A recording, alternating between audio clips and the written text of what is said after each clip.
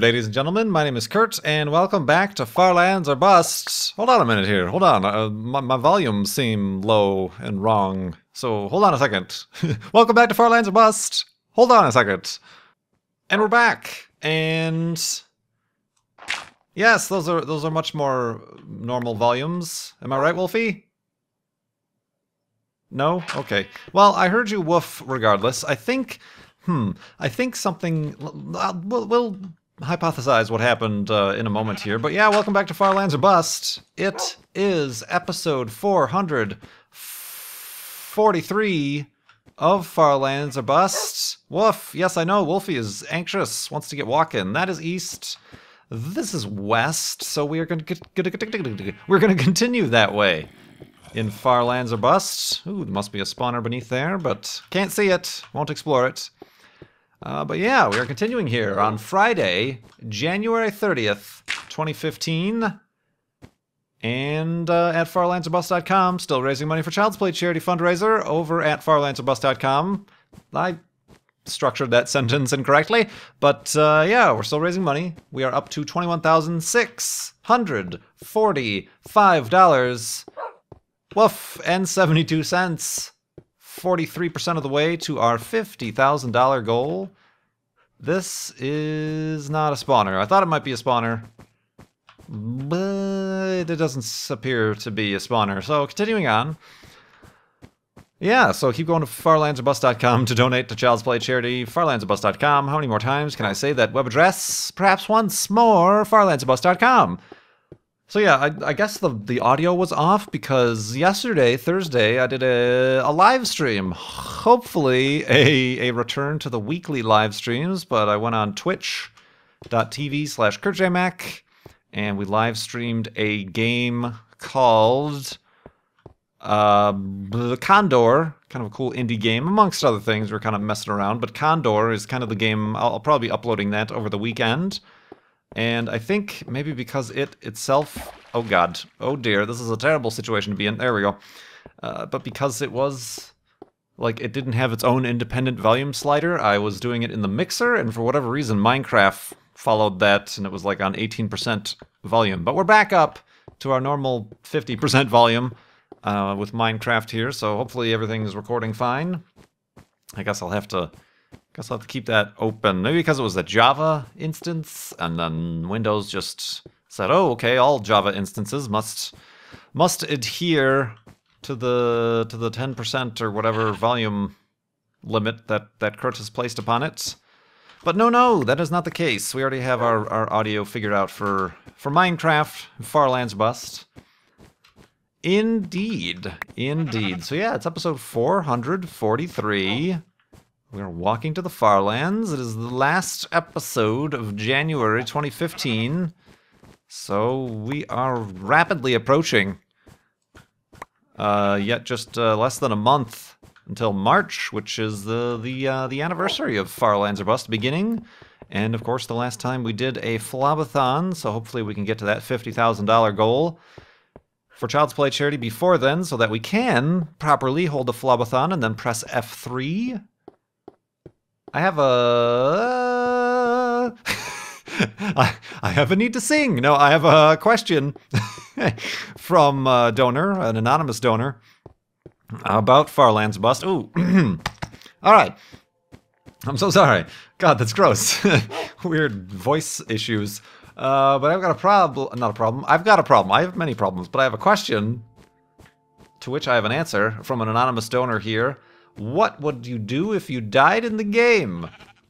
What about Wolfie? Would you rather return to a backup of the world or improvise from that point? Well, if it ever does happen, it would happen during an episode or during a flobathon. So improvisation would be key. I would try to keep the story rolling, but that's the reason why I sleep in beds. Both at the end of the episode at night, but then also at, throughout the episode at night. And then I don't break those beds. I keep making beds, so that resets my spawn, theoretically. So if I was to die, like say I accidentally fall into a pool of lava, the pool of lava scenario would be the worst case scenario, because then I would lose all the amazing things I have collected over the years, including the Diamond Sword of Spawn Pointiness, which I've been carrying since the spawn point. Since the spawn point. So that would be the worst case scenario. Let's say I just die from falling or getting attacked, like that skeleton tried to get us in the last episode. I would spawn at the previous hidey hole, or elevated hidey hole, so only 1/3 of an episode or one Minecraft day would be lost. For Wolfie, I believe either Wolfie would then, depending on the distance, teleport back to me, or Wolfie would remain in the chunk that I died in, and he would probably reappear or re-teleport to me once I got close enough to that chunk. I think this is all theory that is yet to be tested, and I hope to not have to test. Same thing with the items. Items have that 5-minute limit before they despawn. That is, if the chunk is loaded. So we would die, and depending, like I said, on the location, that chunk would be unloaded. So we would have some time, hopefully, to recover our items had they not fallen into their fiery doom. So yeah, that's kind of the contingency plan there. If some disastrous bug happens and I fly all the way back to the spawn point, then we would have to have some discussion of restoring a backup or something like that, because I'm not prepared to start over from scratch. I think that is very clear. Working on reaching our 4th year of progress, walking to the far lands. Legitimately, none of these teleportation things or anything, so yeah, that's the way that cookie crumbles, and I do appreciate the question and perhaps concern. How am I doing for wood? Probably use some wood. Let us gather the woods. Oh.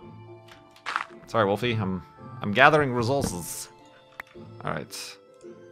Yeah, there are no different colored planks in this version of the game, so we don't have to worry about mixing and matching. But we will plant another tree to be very ecologically sound. I am emissions neutral. So yeah, that's what's going on there. This weekend, for those of you who may not be aware, is the Superb Owl. The Superb Owl. That is to say, the Super Bowl. Not interested that much at all in football or anything, but I'm not... I suppose in the past I've been like, oh, it's sports ball. Let's kick the ball. Or, you know, I make the typical nerdy kind of apathetic view of football and sports, but if it's something you enjoy, and there are certainly a large number of people who enjoy it, then go on and enjoy it. I would much rather you not criticize the things that I enjoy, or the fact that I'm making a living playing a game called Minecraft and other video games on the internet. So you enjoy that football, and may your team win, and or you just enjoy the game for game's sake. So yes, that's happening. I do have a little bit of an issue with how much airtime the football and the sports take up with the news. Like in a newspaper, there's an entire section dedicated to sports. Where's my entire section dedicated to science and astronomy? And the fact that on March 5th, Dawn is going to be visiting Ceres, and we've already gotten new pictures back from Dawn that are the sharpest. They're like 30 pixels across, but up until now, the sharpest pictures we've had of Ceres, the dwarf planet Ceres, out beyond the orbit of Mars, was from Hubble, and they're about 27, 28 pixels across, so we're getting closer. It's literally the discovery of a new world. A new world, not like a continent or Columbus discovering a new world. This is a literal new planet that we are literally going to be seeing for the first time up close on March 5th, and there's an interesting, everybody keeps referencing the interesting white spot in the northern hemisphere. Not sure what that'll be. It's showed up for a long time on the Hubble pictures and stuff, but perhaps a recent asteroid strike. Perhaps there is an undersurface ocean of liquid or ice water that has spewed forth there in a geyser, and that is the location of that water, and who knows what's in that water. You know, the literal cusp of discovery, and you are alive in such a time to experience it. So yeah, so stay tuned for that. I'll certainly be keeping an eye on that. Like I said, for those of you who were around my live stream, people asked if I was going to do Space Engine or Assetto Corsa or other games like that, and pretty much my reply there is that my computer isn't powerful enough. It's showing its age. I tried to do some Space Engine to talk about stuff like Ceres and Pluto with New Horizons coming up in July, and the comet Lovejoy that's up in the skies right now. But I was getting, I couldn't spare any frames, so that was unfortunate. Didn't do that. Same thing with Assetto Corsa. Oh, zombies are spawning. They don't want to know about Assetto Corsa, so let's go to sleep.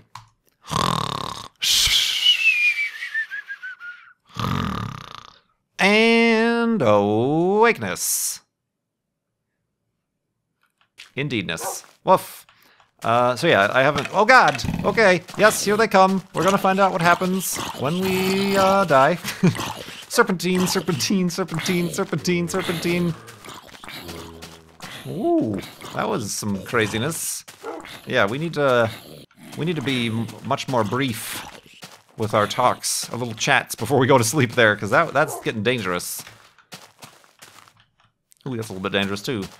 Well, that's dangerous as well. So much danger. This journey is fraught with danger.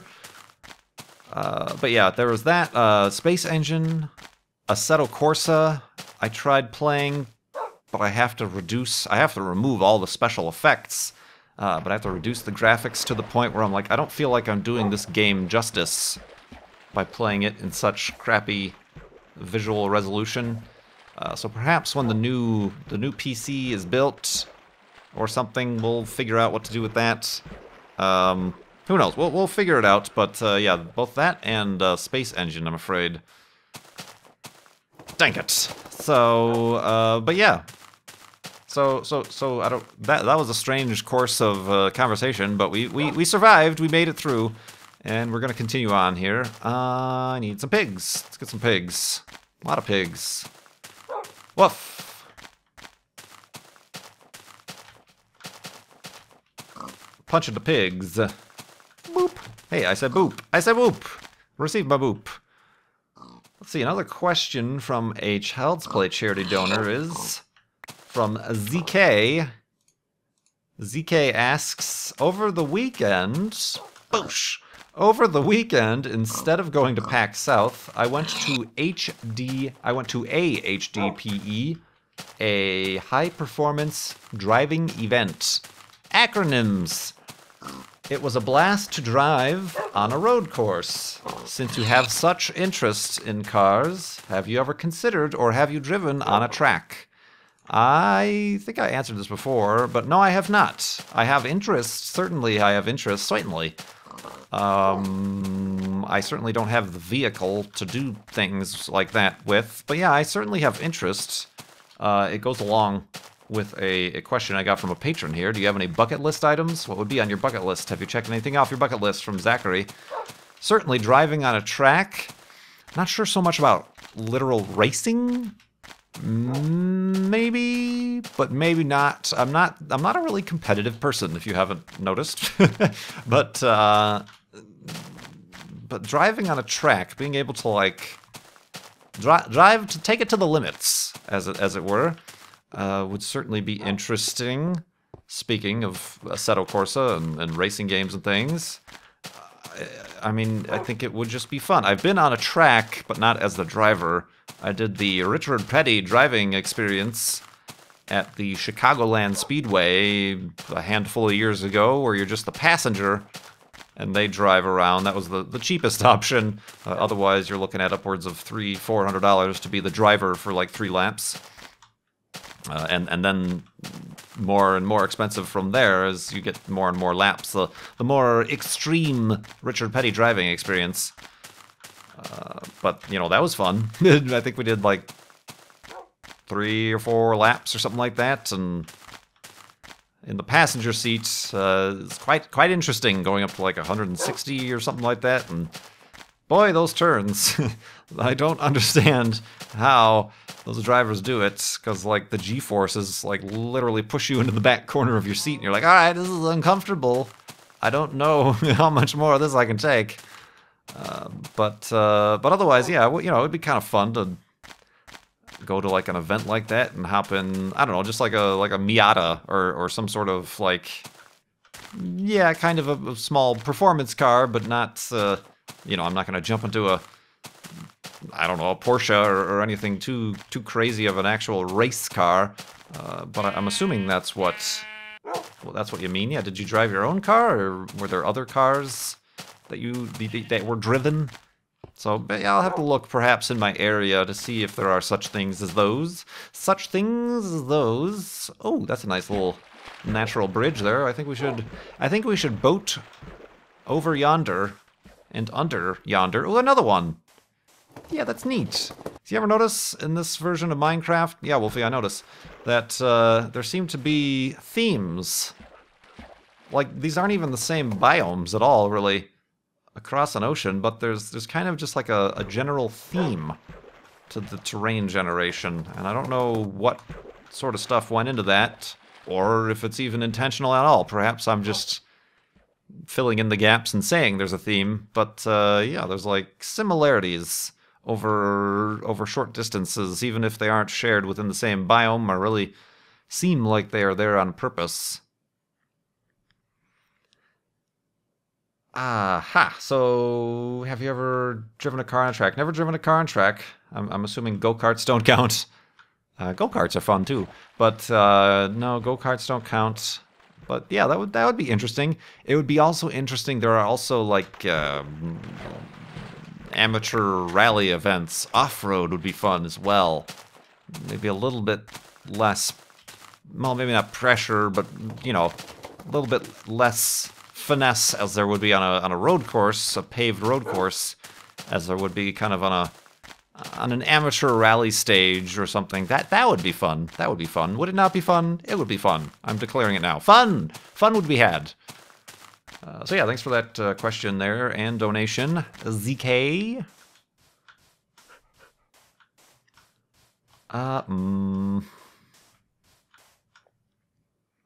Go. Okay, let's not go that way. All right, we're gonna take a little bit of a detour here to properly descend. Oh, I kind of glitched through a block there, didn't I? I like went back down and up and down and up. Interesting. Oh, careful, Wolfie. I'm looking at my own block interference and forgetting about yours. Let's see, from Trake, a frequent donor to Child's Play charity and question asker. Were there any mindcrackers that you met for the first time at PAX South? Chad? OMG Chad, I think. I think I met everybody. Co-star. That was the first time I met. No. Wait. Yeah. That was the first time I met Co. So yeah, Chad and Co. I mean, yeah, I suppose. I mean, there was no big deal made out of it or anything like that, but yeah, I guess that's your answer, I guess. Sorry, it's not very interesting. I don't really, you know, I can't say that I really sat down and had chats with them. No, I met Sevidus at PAX Prime a couple years ago. But yeah, I don't really you know, there wasn't much time or much, or, you know, didn't really make a big deal out of it, or like sit down and, okay, I've met you, let's tell each other about our lives. There was no in-depth meeting as of that, but I suppose it was Chad and Co-star. It was the first two times I met those guys. Indeed. Oh, also, is there any particular mindcracker that you get on with, that you get on with better than others? Well, as always, with such a big group, of, what is it up to now? 25 people-ish, something like that? Certainly, there's different personalities and whatnot that mesh better than others. Obviously, during the convention, I probably got along better with Beef, because we're both kind of like not so much on the big group outings and parties and get-togethers and things. We're kind of looking for other things to do other than that to spend our time, but you know, still had a good time regardless. Oh, hey, okay, Wolfie, you're just going to send me to the bottom of the ocean. Am I? Okay. I was gonna check if I was still taking bubble damage there. Bubble damage, new term. So Beef, Co a little bit. It's hard to say. It's hard to say, and I'm not gonna like say people who I don't get along with or anything like that and misinterpret anything. But yeah, I mean that's always to be the case. And I suppose back when I first joined, and there were only 8 or 10 of us, you know, it was easier to say that was the group. But I could see now that there's 25 of us that you know, there's kind of a critical mass there that then subgroups kind of branch off. You know, you have the different subgroups within Mindcrack that tend to do things more with each other. It's kind of just comes down to how personalities and, I suppose, business-wise, how the recording sensibilities play off of each other versus one person versus the other, and there's certainly nothing wrong with that, and you know, even to be expected. I think it would be way too confusing if everybody 100% of the time was always recording with everybody else. It would be too hard to keep track. So yeah, the subgroups, I think, are things, but you know, I don't find myself in particular tied to one or another. I do stuff with some of the guys, Milby and MC and Co, with speedrunners and Nvidia sometimes. Then I do stuff with Beef on the other side, and I'm pretty open to joining things on the server with other folks. So I'm in kind of a neutral zone. I am the Sweden, or not Sweden, Switzerland of the Mindcrack? No. But yeah, let's go to sleep here before those zombies spawn and continue in the morning.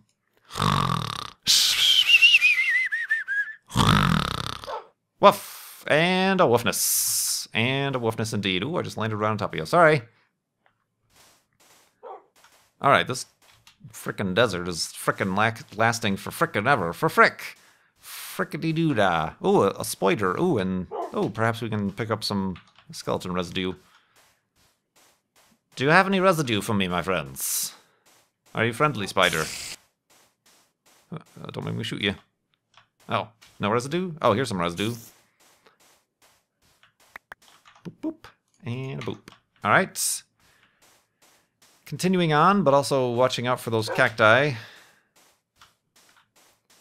Got a question from FittyCal623.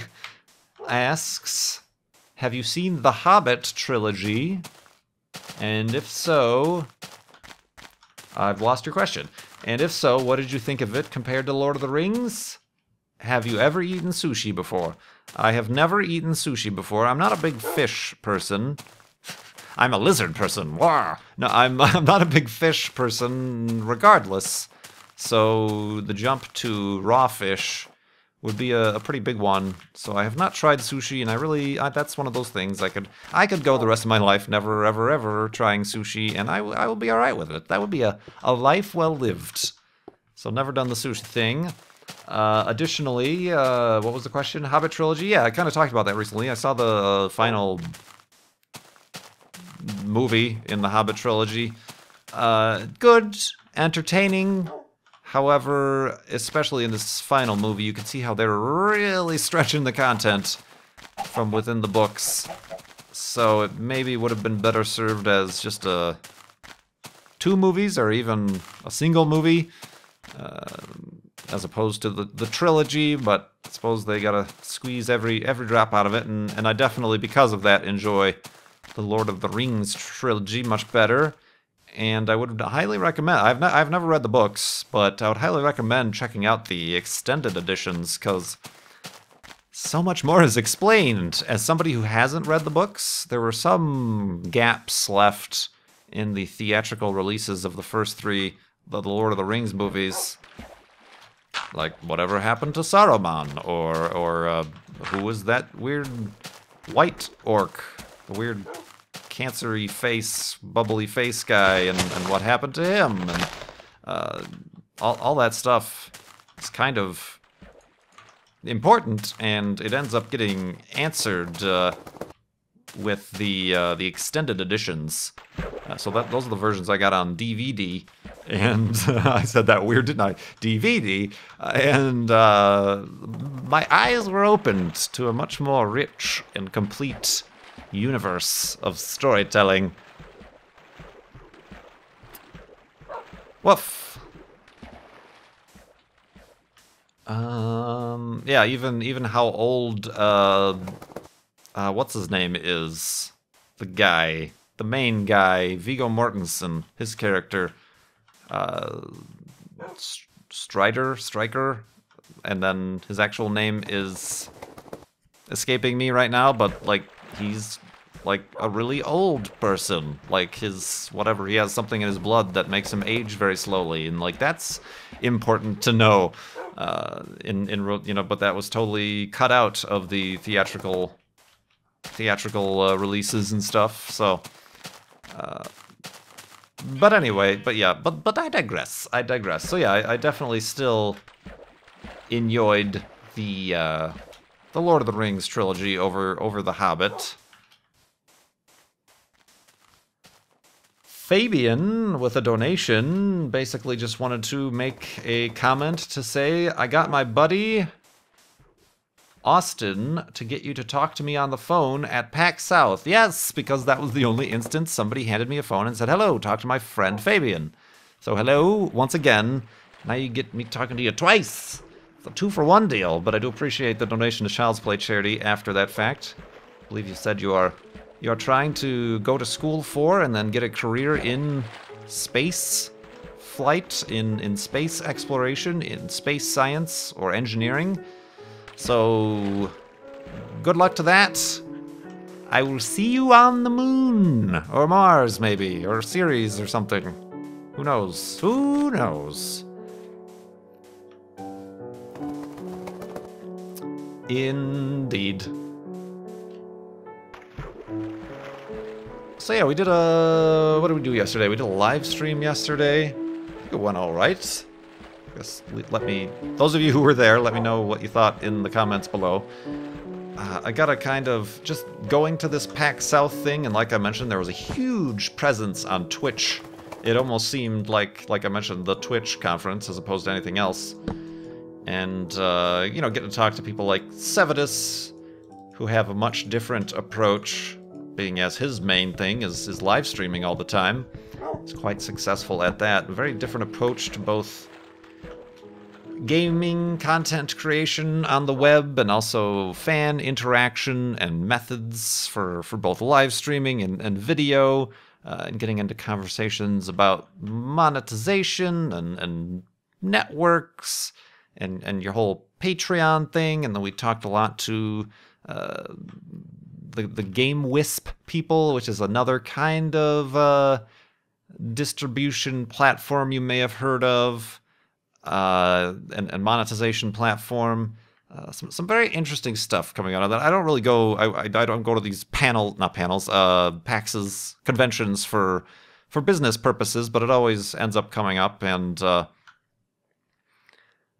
it's interesting to kind of wonder if you're doing things right or if this is going right, and then you hear from other people, oh, they're going through the same thing with numbers down or up or whatever, and it's a little bit reassuring that you're not the only one going through the same things here on the YouTubes. So yeah, just in terms of live streaming, it's certainly, I don't want to call it the wave of the future, because I've signed up for Twitch when it was still Justin TV. You had to have a Justin TV account to sign up for Twitch and become a partner. And I think I got a partner because they said, oh, if you have more than 10,000 subscribers on YouTube, you can become a partner. And I'm like, that's me. So that was like way back in the day. Now partnership, I think, is a little bit different to do that with Twitch. But So it's very interesting to have seen how everything has changed thus far. And of course, now everybody's wanting to get opinions on Nintendo is apparently making its own partnership program. Like instead of partnering with Polaris or Machinima or whatever, you would partner with Nintendo, which seems a bit bizarre, and it kind of pigeonholes you into only doing Nintendo content. And then they do a 70-30 split, which is like one of the worst splits that you can get nowadays from any network. And there's a lot of brouhaha about that, and I get the general impression that still this legacy media, even a lot of the big gaming companies, still don't know how to deal with us miscreants of the YouTubes and Twitches. And was that the right word? That's a word, but I don't know if that was the right word. You know what I mean? So, and even, I still get like emails. I get emails from, even advertisers don't seem to know how we work and what we do. You know, I've gotten emails from, oh, I represent a blah, blah, blah hardware or software or, you know, soft drink company who would like to work with you on ad placement in your videos. Have your, and these are the lines they say, have your agent send us your rate card. And I'm like, what? No, no agents here. This is a one-man show. I don't think you understand how not like standard media this entire system is. And B, what the heck is a rate card? I had to look it up. It's like apparently, if you're like a channel or a station or a popular thing, you have a card, a little breakdown of what it costs for commercial plugs or placement or something per mention or per, you know, a rate card. A rate card? What are you, mad? I literally have no idea what you're talking about. So delete. No promotion for you. It's just a great swath of cluelessness, and even beyond the wow, I really have taken like a introspective turn here, haven't I? Here at the end of the episode, but even in the non-gaming YouTube community, there's a lot of talk of how they've had 3 YouTubers, Hank Green included, interview the President of the United States after the State of the Union address, and the big legacy media hotshots, the Fox Newses, the MSNBCs, the CNNs are all up in a brouhaha about that, and it's just ignorance and fear maybe on their part, not knowing how this new media that the younger crowds, our age and younger, maybe, you know, or maybe just the more adept crowds are used to and are getting their information, not from, like I said, reading the newspaper where an entire section is dedicated to sports, or watching your 24-hour news networks, but the internet and YouTube and YouTubers. You know, some of you are getting the space news from me, of all places, when indeed I'm getting it from other sources, but it is not. Okay, Wolfie, I'm gonna try to make a kind of a land here, so if you don't mind. There we go. No, oh, I had him sit. All right, boop, perfect.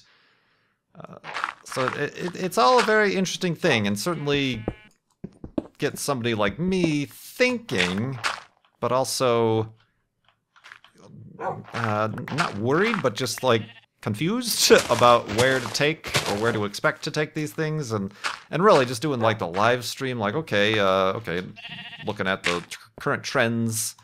Well, okay, a lot of people like the face cam. Should I do a face cam? The whole you know, Twitch subs are a thing. I'm probably one of the, just like I still have not signed up for Google Plus. I still have not created any sort of sub button on my Twitch, which is all right because I got the Patreon.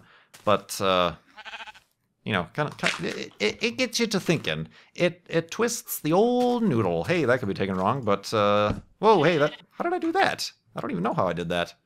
Dropping buckets of water. So yeah. Anyway, who cares about that? Because we're still raising money for Child's Play charity. $21,645 right now, so keep going to Child's Play. No, I'm sorry. You can go to childsplaycharity.org and learn about Child's Play Charity and perhaps find alternate ways to donate if you so choose. But if you want to donate and give to the Farlands Bust fundraiser, go to farlandsorbust.com and give there. And we're trying to raise $50,000 this season to help get toys, books, and games to kids in hospitals around the world. Let's gather some more torches. A lot of people were very concerned about my lack of torches the last few episodes. And yeah, I think that calls it an episode. Thank you for all those questions as well. When you donate, you can leave a question in the comments box. I appreciate those. Give me things to talk about on this long journey to the Farlands. Thank you so much for watching. Don't forget to like and subscribe to follow the journey longer. And follow my other YouTube series is going up. My name is Kurt. His name is Wolfie. And we will see you next time.